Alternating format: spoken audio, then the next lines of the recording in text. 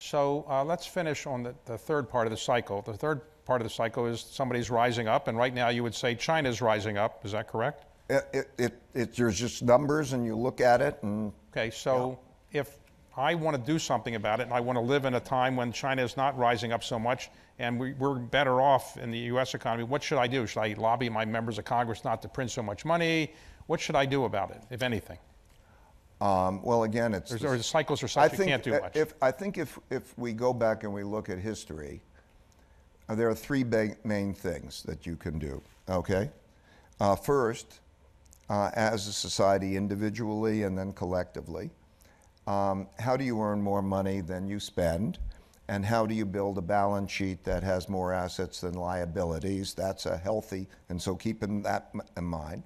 The second is internal conflict or cooperation.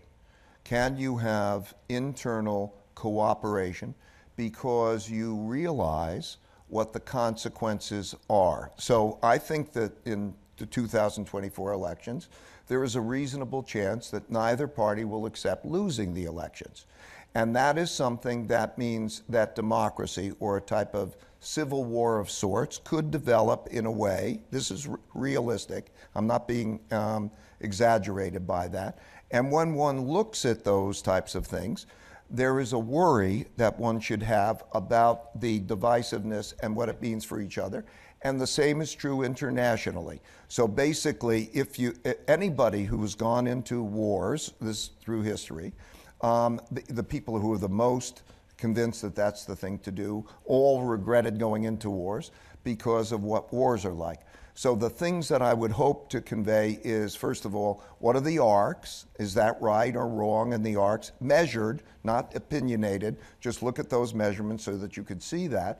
And then as we think about it, like I have a principle. If you worry, you don't have to worry.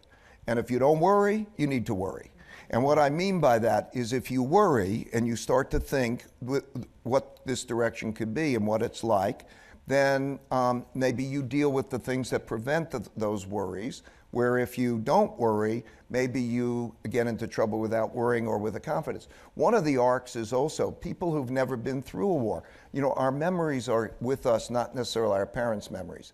And because of those conflicts and so on, they take for granted the fact that we couldn't have a conflict, those types of conflicts. So those are the things, there are things we can do. The world has now more resources than it has ever had, and there are things that can be done.